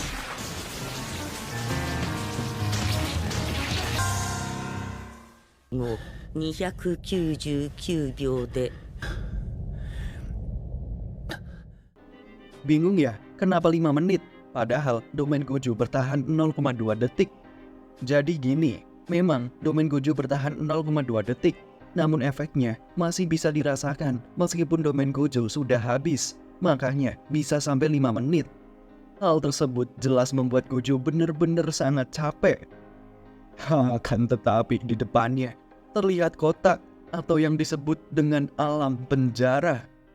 Geto pun berkata, "Alam penjara, terbukalah." Seketika kotaknya berubah menjadi makhluk mengerikan dengan satu mata besar. Saat Gojo berbalik dan akan pergi, dia dikejutkan dengan Geto yang sudah ada di belakang kotak tersebut. Dia berkata kepada Gojo, "Hai Gojo, sudah lama kita tidak bertemu ya." Gojo yang terkejut juga berkata, "Apakah kamu benar-benar Geto?" Dan seketika, Gojo teringat dengan masa lalunya yang bersama Geto. Nah, disinilah teknik yang dimaksud oleh Geto, yaitu di saat Gojo kehilangan fokus, apalagi dengan jarak 4 meter. Jadi, Geto memiliki waktu 1 menit untuk menyegel Gojo, membuat dia tidak bisa bergerak sama sekali, dan dia juga sudah tidak mempunyai tenaga untuk melawan. Gojo pun masih bertanya, "Siapa kamu?" Melalui mata ke-6 atau Six Eyes-nya, Gojo mengatakan bahwa dia adalah Geto Suguru. Tapi Geto mengatakan, "Bukan, aku bukan Geto." Membuat Gojo berteriak, cepat jawab, siapa kau sebenarnya?" Dan akhirnya, Geto pun menunjukkan siapa dirinya. Dia melepas benang jahitan yang ada di kepalanya. Ternyata terdapat otak yang memiliki gigi dan memberitahu bahwa teknik ini bisa berganti tubuh kapanpun dan dimanapun selama otaknya dipindahkan. Serta dia juga bisa menggunakan teknik milik siapapun yang dia tempati, termasuk Geto. Dan ternyata dari dulu makhluk ini ingin memiliki tubuh Geto. Setelah itu, kepalanya dipasang lagi. Dia berkata, "Terima kasih Gojo, berkat kecerobohan kamu, aku akhirnya bisa mendapatkan tubuh ini. Jangan khawatir, segelnya akan terlepas, tapi mungkin butuh 100 tahun. Enggak ding, 1000 tahun maksud aku. Tapi belum tentu 1000 tahun ding, karena kamu terlalu kuat Gojo." Gojo pun mengingatkan bahwa sebelum membunuh tubuh itu, siapakah yang menghajarnya terlebih dahulu. Dan yang dimaksud adalah Yuta Okutsu. Tetapi menurut makhluk otak itu, Yuta Okutsu tidak akan bisa menjadi sekuat seperti Gojo Satoru. Dan akhirnya dia berpamitan. "Selamat malam Gojo Satoru, mari bertemu kembali di dunia yang baru." Di sisi lain juga, terlihat Yuji yang diberitahu oleh seseorang bahwa mereka sudah tidak mempunyai waktu lagi karena Gojo Satoru telah berhasil disegel. Setelah mendengar kabar dari Mekamaru bahwa Gojo telah disegel, Shin lalu berpindah, di mana Gojo masih saja tidak bisa bergerak. Dia mengatakan, "Geto, mau sampai kapan kamu dikendalikan oleh orang lain?" Akan tetapi tangan Geto tiba-tiba mencekik lehernya sendiri. Hal itu membuat makhluk otak atau Kenjaku tersebut malah ketawa dan berkata, "Wah, keren juga ya, pertama kali aku mengalami ini." Serta terlihat Mahito sudah terbebas dari efek domain Gojo. Kenjaku mengatakan kepada Mahito, "Kau pernah bilang bahwa jiwa ada terlebih dahulu sebelum tubuh. Tapi sepertinya tubuh itu jiwa dan jiwa itu tubuh. Ya intinya, tubuh dan jiwa saling bersangkutan lah ya." Mendengar obrolan yang bikin pusing tersebut, membuat Gojo merasa mual, lalu berkata, "Kalau mau segel aku ke dalam kotak, segel saja, cepetanlah." Permintaan tersebut langsung dituruti oleh Kenjaku, membuat Gojo terpenjara di dalam kotak. Heimon.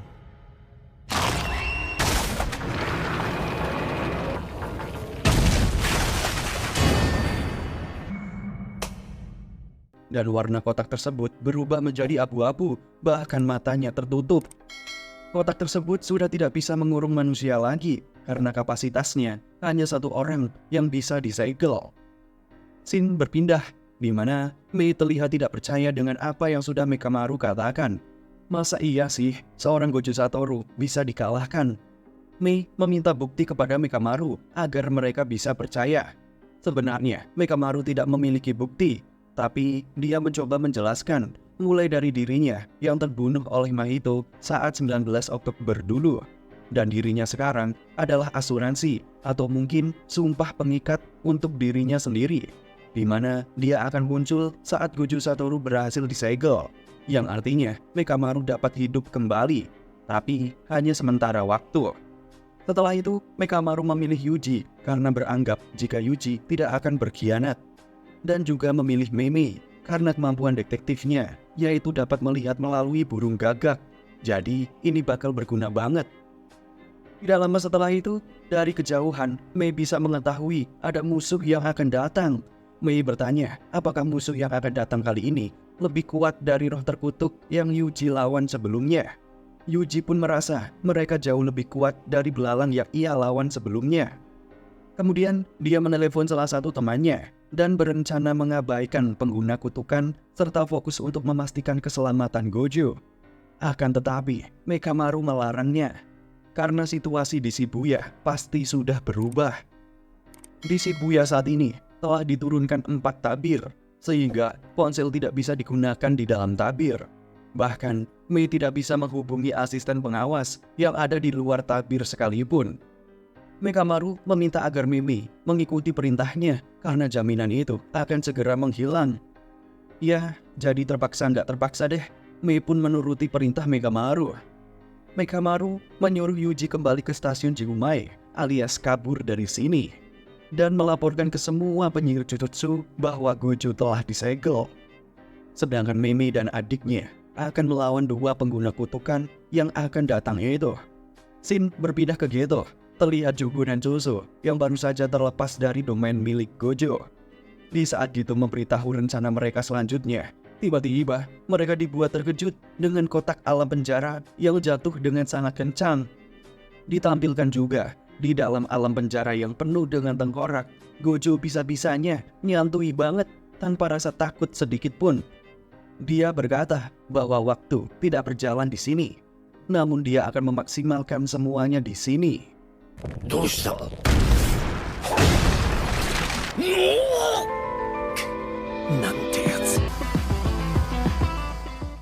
Di sisi lain, pukul 9 malam, tepatnya di Shibuya, tim Kusakabe Atsuya, Naobito Zenin, dan Nanami Kento memutuskan untuk masuk ke dalam tabir karena mereka terlalu lama menunggu Gojo sejak dia masuk ke dalam. By the way, mereka belum tahu ya kalau Gojo berhasil disegel, makanya mereka merasa Gojo lama banget di dalam tabir. Di sisi lain, terlihat Pak Ichichi yang berada di luar tabir. Dia meminta asistennya untuk keluar tabir agar komunikasi mereka tidak terputus. Akan tetapi tiba-tiba orang misterius menusuk Pak Ichichi sebanyak 4 kali. Ternyata dia adalah seorang berambut pirang yang sebelumnya pernah muncul di season 1 guys. Ternyata dia juga tidak sendirian. Di tempat lain diperlihatkan sebuah kamera pengawas milik Mekamaru. Dia melihat bahwa Gojo Satoru yang berada di alam penjara tidak bisa digerakkan untuk sementara waktu. Namun apesnya, Mahito merasa ada yang sedang memperhatikan mereka dan...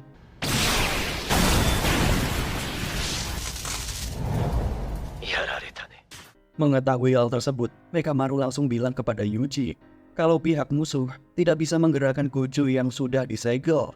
Ya jelas, itu karena Gojo Satoru penyihir terkuat. Singkat cerita, akhirnya Yuji berhasil keluar dari stasiun dan menghajar semua manusia yang sudah berubah bentuk dan menyelamatkan manusia yang masih normal. Yuji memutuskan menaiki gedung dan berpindah ke gedung lainnya demi berteriak memanggil Nanami untuk menyampaikan kalau Gojo Satoru telah disegel. Untungnya, usaha Yuji membuahkan hasil. Mendengar informasi tersebut membuat mereka berubah tujuan dan akan berkumpul ke Yuji terlebih dahulu. Shin berpindah, terlihat Mahito dan Choso yang sangat ingin membunuh Yuji. Sedangkan Jugo berbeda pendapat dengan mereka, di mana dia ingin Yuji harus menjadi Sukuna. Perbedaan tersebut membuat mereka berantem. Tapi Mahito melerainya dan berkata bahwa dia juga ingin membunuh Yuji. Setelah Mahito, Choso, dan Jogo pergi, terlihat dua bocil yang sedang bersembunyi. Ingat kan dia siapa? Ya, dua bocil yang pernah diselamatkan Gito waktu itu. Dua bocil meminta agar Kenjaku mengembalikan tubuh Gito. Tapi Kenjaku malah meledek mereka. Hahaha, mana mungkin aku mengembalikannya.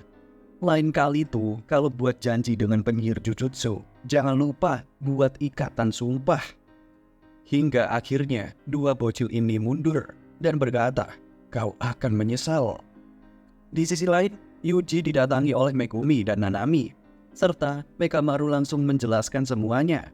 Dan misinya kali ini adalah menyerang dari stasiun yang paling dekat. Mekamaru menyuruh mereka untuk melakukan formasi secara terpisah, sehingga Nanami pun menunjuk Ino untuk menjadi pemimpin Yuji dan Megumi. Jika mereka bertemu dengan Kusakabe Atsuya dan Naobito Zenin, maka sampaikan apa yang telah terjadi dan meminta bantuan kepada mereka. Ino memberitahu kepada mereka bahwa ada dua masalah ketika Gojo Satoru tidak ada. Pertama, klan Gojo akan kehilangan kekuasaan karena yang menggendong klan Gojo selama ini adalah Gojo sendiri. Oleh karena itu, keamanan murid-muridnya termasuk Yuji akan menjadi masalah dan bisa saja Yuji akan dieksekusi mati. Kedua, hilangnya Gojo membuat dunia semakin kacau karena semenjak ada Gojo, pengguna kutukan dan roh kutukan tidak berani keluar. Untuk itu, ayo kita selamatkan Gojo. Lalu diperlihatkan tiga penyihir Jujutsu.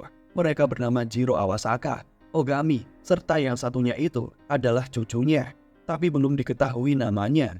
Di sana, mereka mendapat kabar dari teriakan Yuji sebelumnya bahwa Gojo Satoru sudah disegel. Kali ini, lokasi Yuji, Megumi, dan Ino masih berada di dalam tabir Harajaku. Harajaku itu masih di kota Shibuya ya. Shikigami Nui, milik Megumi pun terbang dan berhasil sampai ke puncak. Yuji menggunakan sebuah benang yang dapat menyeret ketiga orang ini.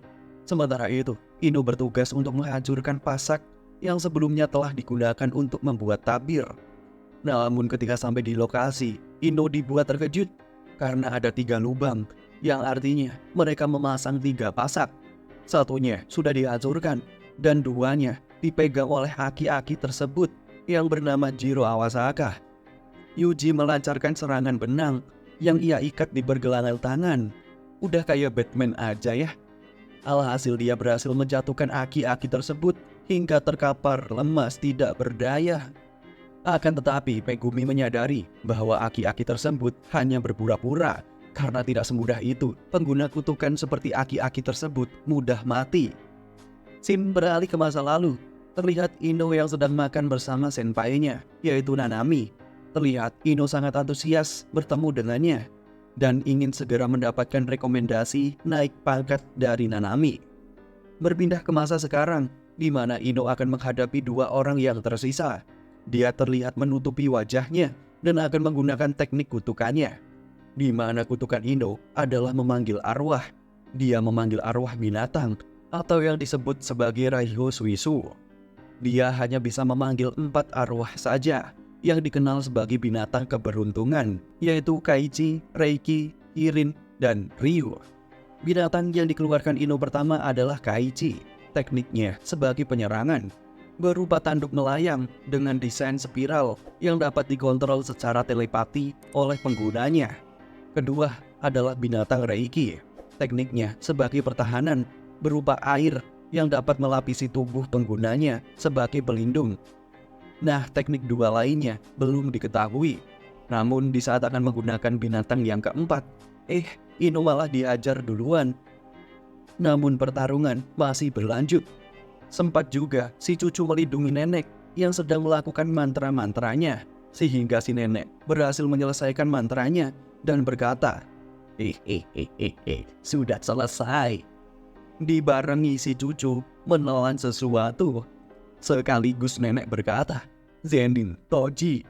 Oh shit, ternyata ini adalah teknik kutukan pemanggil arwah, di mana si nenek bisa memanggil informasi tubuh sekaligus jiwa yang dapat dimasukkan ke tubuh orang lain maupun dirinya sendiri.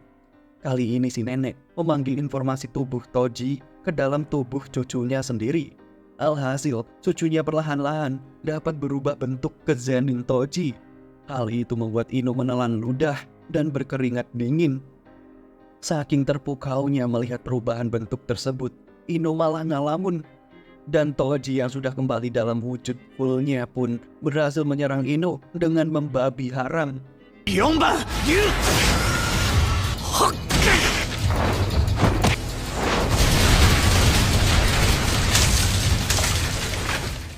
Scene berpindah ke belakang, yaitu pada tanggal 7 Desember 1989, di saat Gojo Satoru terlahir. Dan scene-nya pun berpindah di mana ada seorang gadis SMA sedang merayakan hari masuk sekolah pertamanya ke sang ayah. Akan tetapi, si gadis itu ternyata adalah seorang pembunuh bayaran yang memiliki wujud nenek-nenek, yaitu Ogami. Dan tubuh asli gadis itu sebenarnya sudah mati. Lalu Ogami diperintahkan oleh seseorang untuk membunuh sang ayah tersebut. Jika berhasil, akan mendapatkan bayaran. Sementara itu, Jiro Awasaka melakukan hal yang sama kepada manusia biasa, yaitu untuk mencari uang. Jadi sejak dulu, dua orang ini adalah penyihir Jujutsu yang jahat. Mereka memanfaatkan kekuatannya untuk mencari uang dengan cara yang tidak halal. Tidak lama setelah pembunuhan terjadi di mana-mana, terlahir juga dari klan Gojo anak bermata 6 atau 6S bernama Gojo Satoru. Pada saat itu, Riko Amanai dihargai 30 juta untuk kepalanya. Maka pada saat itu, seorang anak-anak dihargai ratusan juta untuk kepalanya. Tentu saja, Ogami dan Jiro Awasaka tertarik dengan tawaran tersebut. Namun ketika mereka berada di dekat bocil Gojo Satoru, mereka malah merasa merinding ketakutan. Dan ketika diawasi dari atas, Gojo hanya bilang, "Jangan melihatku, woi." Hal tersebut membuat Ogami dan Jiro Awasaka merasa deg-degan. Karena kelahiran Gojo Satoru, kekuatan roh kutukan semakin meningkat. Kelahiran Gojo Satoru membuat keseimbangan dunia telah berubah. Kembali ke masa sekarang, kali ini pertarungan antara Yuji Megumi melawan Jiro Awasaka. Yuji menggunakan tinjunya dan Megumi menggunakan pedangnya. Yuji sempat mendapatkan luka goresan dari pisau yang dilancarkan oleh Jiro. Megumi dibuat keheranan kenapa Jiro tidak terluka sama sekali. Padahal Shikigami-nya dapat melukai roh kutukan tingkat khusus. Pertarungan pun berlanjut, di mana Yuji Megumi menyerang secara bersamaan kembali. Untung saja perlawanan kali ini dapat membuat luka di kepala lawannya, meskipun sedikit.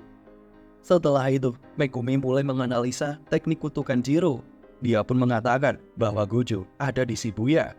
Tapi Jiro sudah tahu, pasti Megumi memiliki tujuan lain, karena Jiro sudah tahu juga bahwa Gojo sudah disegel. Akhirnya, Megumi pun mengeluarkan Shikigami kelincinya yang jumlahnya sangat banyak. Ketika kelinci tersebut berhasil mengurung Jiro, Megumi pun berkata, "Hehehe, sebenarnya aku tahu rahasia dari teknik kutukanmu, Jiro." Dan setelah kelinci itu lenyap, Megumi menyerang menggunakan Shikigami gajah dari atas. Akan tetapi masih saja tidak mempan. Kemudian Yuji melemparkan mobil, tapi masih bisa diatasi loh. 数で陽動するタイプの式神。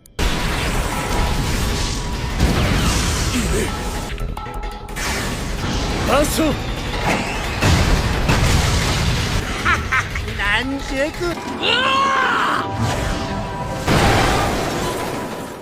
Megumi pun menyerang kembali dengan pedangnya, namun tidak berhasil.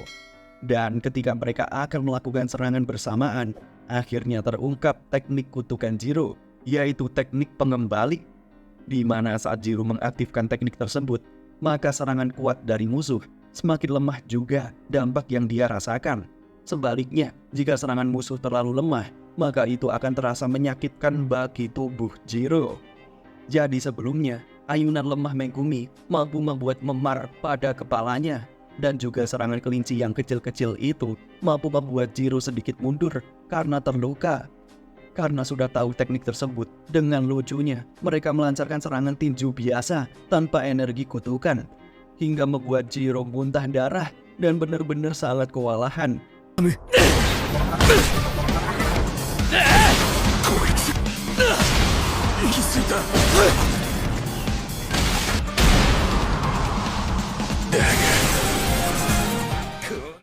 Dan untuk mengakhirinya, Yuji akan memberikan serangan terkuatnya menggunakan energi kutukan. Melihat itu, tentu saja Jiro mengaktifkan teknik kutukannya agar bisa melakukan counter attack.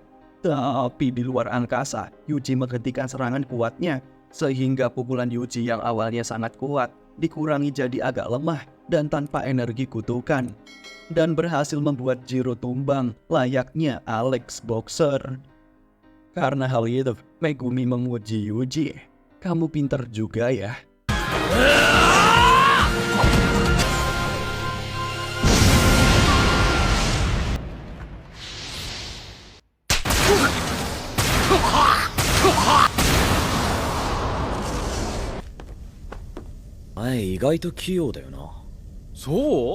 Di scene lain, Nanami Kento akan pergi mengecek asisten manajer. Singkat cerita, ia akhirnya bertemu Ichichi. Dia adalah salah satu penyihir Jujutsu tingkat rendah. Jadi tugasnya hanya mengawasi kondisi di luar tabir. Akan tetapi, Ichichi terlihat tersungkur lemas tidak berdaya. Hal itu membuat Nanami teringat dengan sahabatnya, yaitu Haibarayu. Karena Nanami seseorang yang selalu menahan emosi, apalagi selalu memendamnya, membuat dia semakin stres. Scene kemudian berpindah, di mana Mimi dan Ui berhasil mengalahkan penyihir Jujutsu sekaligus hewan peliharaannya itu. Setelah itu, Mimi bertanya, bagaimana cara mengukur nilai kehidupan dan bobot kehidupan? Ui menjawab, itu tergantung kakak, apakah nyawa itu berguna atau tidak untuk kakak. Mi pun menanyakan hal yang sama pada penyihir Jujutsu tersebut, dan akhirnya dia pun membunuhnya. Karena penjahat sepertinya tidak tahu apa itu nilai kehidupan. Scene beralih, di mana akhirnya tabir yang mengurung Shibuya akhirnya hilang guys. Tapi belum menghilangkan tabir yang mengurung Gojo atau sekitaran Shibuya ya. Artinya saat ini penyihir Jujutsu bisa bergerak bebas kemanapun yang mereka mau.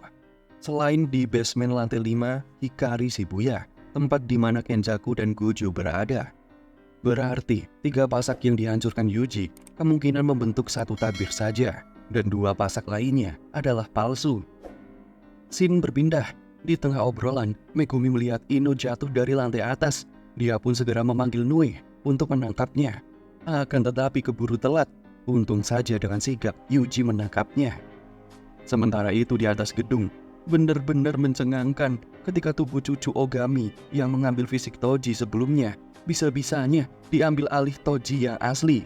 Jelas hal tersebut membuat nenek terkejut, padahal dia hanya memanggil informasi tubuh Toji, bukan jiwanya. Namun Toji menjelaskan bahwa tubuhnya sangatlah spesial. Hal tersebutlah yang membuat Toji menang melawan tubuh cucu si nenek. Dan tiba-tiba saja Toji langsung menghajar nenek tersebut.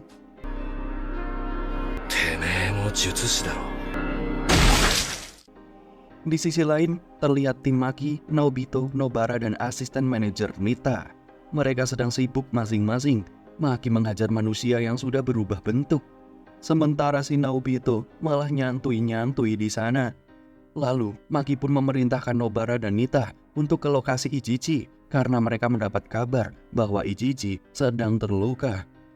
Kembali pada Yuji dan Megumi, di mana mereka berhasil menyelamatkan Ino yang terjatuh, dan untung saja dia masih hidup. Setelah itu, mereka memutuskan untuk berpencar.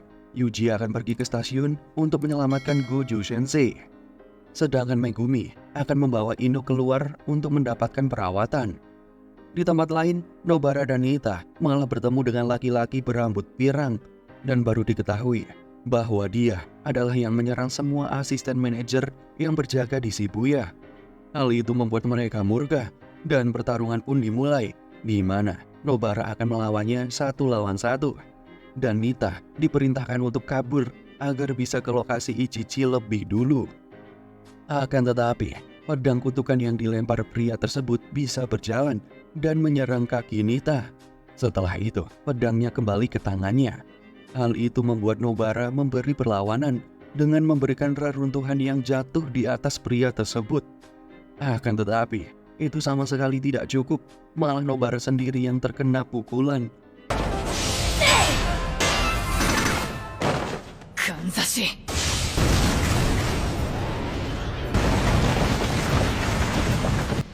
Nita-chan!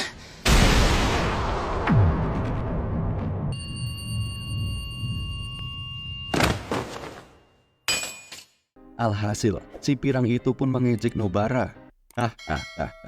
Cupu, lemah.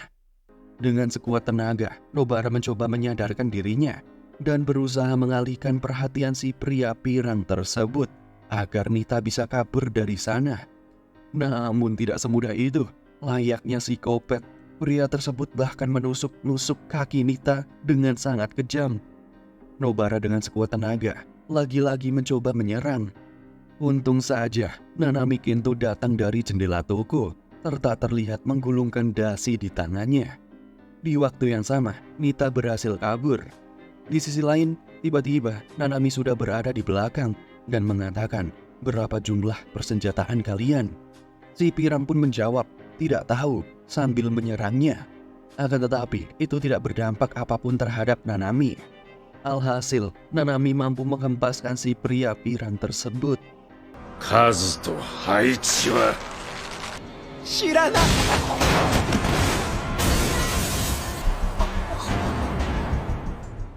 Mau kabur malah ditarik, dan Nanami selalu menanyakan hal yang sama berulang kali. Dan ketika menjawab tidak tahu lagi, dia pun memukulnya lagi sampai membuatnya tepar. 仲間のだから知らないんだ。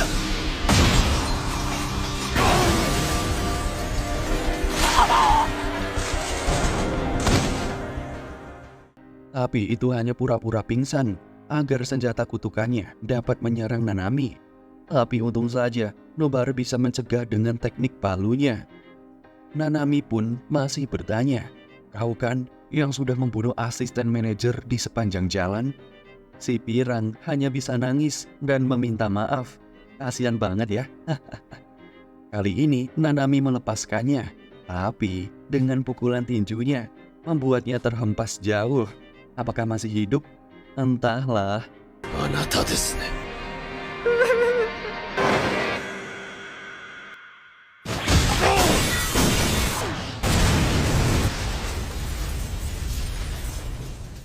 Melihat itu, Nobara hanya bisa terperangah karena perbedaan kekuatan mereka yang sangat jauh. Ya jelas berbeda, karena Nobara saat ini masih berada di peringkat 3, sedangkan Nanami sudah di peringkat 1. Shin berpindah ke tempat lain. Singkat cerita, akhirnya Mei bertemu dengan Geto Suguru alias teman lama atau juniornya. Tapi Mei menduga bahwa yang di depannya itu adalah Geto palsu, karena seharusnya dia sudah mati tahun lalu. Setelah itu, pertarungan pun dimulai, di mana Geto mengeluarkan roh kutukan tingkat khusus. Lalu dia pun pergi sambil bilang, "Kalau kau berhasil mengalahkan itu, aku akan menjadi lawanmu yang selanjutnya." Roh kutukan tersebut langsung membuka perluasan domain, di mana itu membuat Mimi terjebak di dalam peti mati. Ketika menumbuk tangannya, kata makam tertulis, dan sebuah batu menimpa peti tersebut. Simbol tangan roh kutukan itu pun menghitung mundur dari 3, 2, dan untungnya sebelum 1, Mei berhasil keluar dari peti tersebut. Sementara itu, Nanami, Nita, dan Nobara mengadakan rapat bahwa permasalahan Gojo Sensei yang sudah disegel. Dan akhirnya, Nanami memutuskan bahwa dia dan Zenin akan bersama untuk mengurus Gojo Sensei yang ada di basement lantai 5. Sementara itu, Nobara dan Nita diminta untuk menunggu bantuan, karena jika tidak, mereka hanya mengganggu dan jadi beban saja. Dan akhirnya, Yuji menuju ke stasiun Shibuya tempat Gojo berada.